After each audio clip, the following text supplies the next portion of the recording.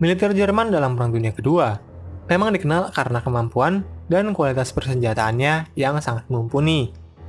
Namun dalam perang, ada harga yang harus dibayar untuk mencapai kualitas tersebut. Pasukan Jerman seperti divisi Panzer, Panzergrenadier, pasukan bermotor, hingga pesawat tempur yang dimiliki oleh Jerman, semuanya hanya bisa beroperasi apabila memiliki sumber bahan bakar. Terlebih, berbagai serangan Jerman sangat bergantung pada perang manuver seperti serangan Blitzkrieg yang tentunya tidak akan berhasil apabila di tengah jalan tiba-tiba mogok karena kehabisan bensin. Seperti yang diketahui umum, poin utama dari serangan Blitzkrieg adalah menyerang lawannya secepat dan sekeras mungkin. Front Timur bukanlah seperti wilayah dari negara-negara barat yang memiliki kuantitas jalan yang bagus untuk mendukung serangan. Di front timur, baik tank, kendaraan, bahkan kereta kuda seringkali terhambat lumpur, yang sangat menguntungkan bagi pihak Rusia. Hal inilah yang membuat Blitzkrieg Jerman menjadi kurang efektif, terlebih dengan pasukan merah Uni Soviet yang tidak main-main dalam membela tanah airnya. Uni Soviet memang sudah mengalami kasualitas yang sangat besar. Mungkin sudah lebih dari jutaan pasukan merah dan masyarakat Uni Soviet yang berhasil ditahan Jerman saat keberhasilannya di awal Perang Dunia Kedua. Salah satu alasan terpenting kekalahan Uni Soviet di awal perang, selain karena persiapan dan kemampuan militer Jerman, karena adanya pembersihan massal di tubuh militer yang dilakukan oleh Joseph Stalin. 3 dari 5 panglima pasukan merah menjadi korbannya, termasuk si perwira jenius Mikhail Tukhachevsky, yang karena kemampuan militernya sampai diberi gelar sebagai Napoleon Merah. Saat Tukhachevsky hidup, ia berusaha memodernisasi persenjataan dari pasukan merah di berbagai bidang, termasuk aviasi, tank, hingga pasukan penerjun. Demikian uniknya, sampai-sampai di tahun 1930-an, militer Jerman mempelajari bagaimana Soviet mempertunjukkan bagaimana pasukannya diterjunkan menggunakan pesawat Tupolev. Di antara perwakilan militer yang dikirim, Hermann Göring menjadi salah satu petinggi Jerman yang ikut dalam rombongan tersebut.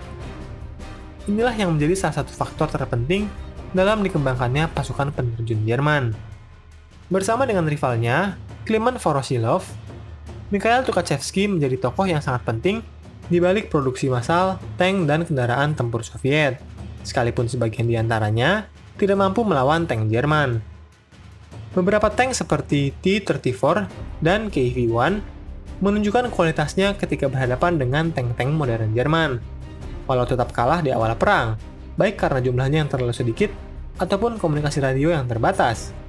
Kenyataan ini sebenarnya juga disadari para perwira Jerman yang memiliki pengalaman langsung bertempur melawan unit-unit lapis baja dari pasukan merah. Para perwira ini menyadari bahwa beberapa jenis dari tank musuh sebenarnya jauh lebih superior dibandingkan dengan tank yang mereka miliki.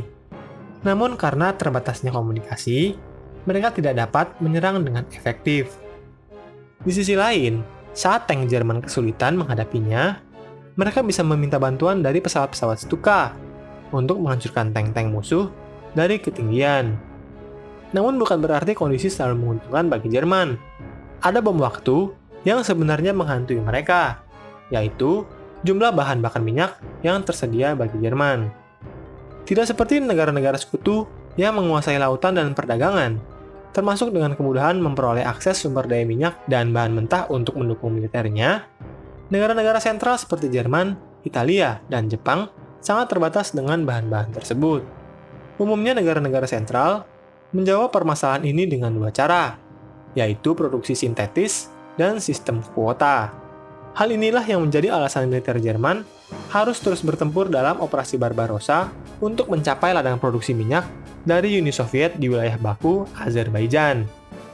Sayangnya dengan berbagai kemenangan dan banyaknya tawanan yang ditangkap, impian Jerman untuk menguasai Soviet sebelum datangnya musim dingin berakhir dengan kegagalan. Rupanya, hal ini tidak diantisipasi dengan baik oleh petinggi-petinggi militer Jerman yang percaya mereka mampu menguasai Soviet sebelum musim dingin tiba. Akibatnya perlengkapan musim dingin tidak banyak tersedia. Terbatasnya seragam musim dingin membuat pasukan Jerman tidak mampu berbuat banyak selain mundur dari garis terdepan dan meningkatkan kekuatannya untuk operasi-operasi setelah musim dingin. Apa dampaknya bagi pasukan Jerman? bahan bakar pasukan lapis bajanya menjadi membeku. Pesawat tempur tidak bisa terbang. Dan yang paling parah, para serdadu Jerman harus berdesak-desakan untuk menahan udara dingin yang ada di Uni Soviet. Di mana tidak sedikit di antara mereka yang menjadi korban bukan akibat serangan musuh, melainkan kedinginan. Bagi yang selamat, nasibnya juga tidak kalah buruk. Sebagian menderita hipotermia, bahkan tidak jarang ada yang sampai dipotong jari-jarinya demi menyelamatkan nyawa dari sang prajurit. Puncak permasalahan dalam Operasi Barbarossa tahun 1941 sepertinya terjadi di hari Natal 25 Desember 1941, di mana Heinz Guderian dicopot dari jabatannya karena ia terlibat perdebatan sengit dengan para petinggi militer Jerman termasuk Adolf. Salah satu yang menjadi alasan utama pencopotan Guderian adalah penolakannya mempertahankan pasukan di posisi yang menurutnya sangat tidak mungkin untuk dipertahankan, mengingat kondisi pasukannya dan cuaca yang sudah sangat tidak memungkinkan. Guderian yang termasuk perwira konservatif memilih mundur dan kehilangan jabatan dibandingkan harus melihat pasukannya dikalahkan Rusia seperti Napoleon. Tahun 1943, Guderian menerima panggilan dari Adolf untuk kembali bekerja di militer. Namun kali ini, situasi sudah sangat jauh dibandingkan sebelumnya. Ia diangkat sebagai Inspektur Jenderal pasukan lapis baja Jerman.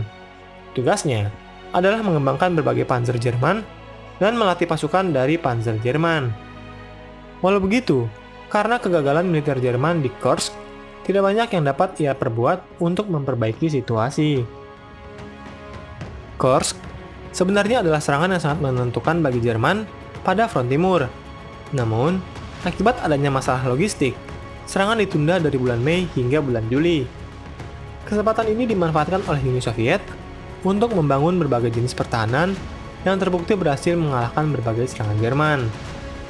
Militer Jerman memang sudah mengalami banyak kemunduran sejak kegagalan mencapai ladang minyak di Baku dan menyerahnya pasukan Angkatan Darat ke-6 di kota Stalingrad.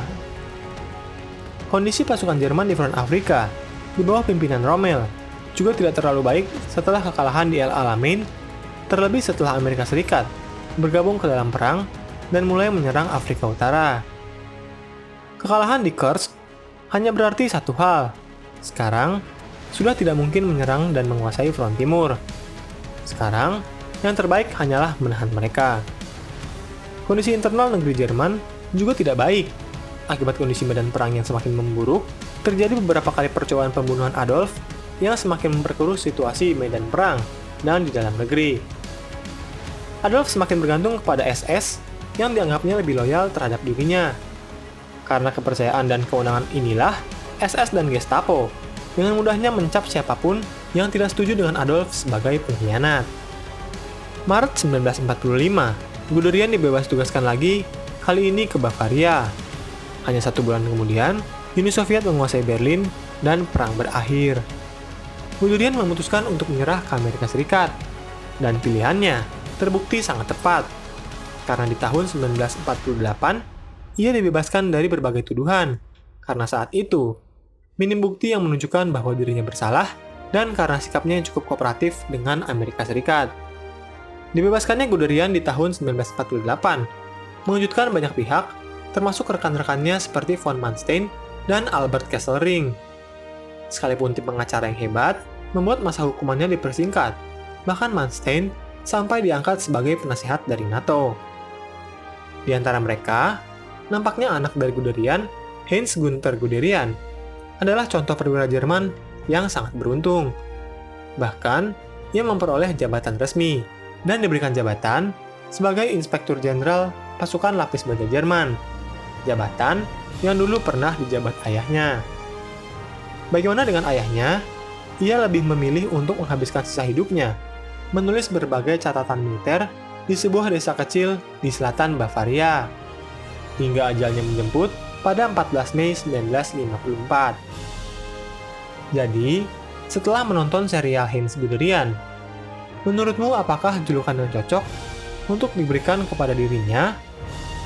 Apakah ia seorang kriminal ataukah perwira yang sangat mencintai negaranya?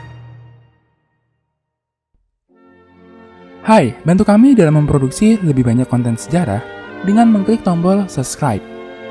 dan jangan ragu untuk memberikan saran, komentar, atau pertanyaan. Terima kasih.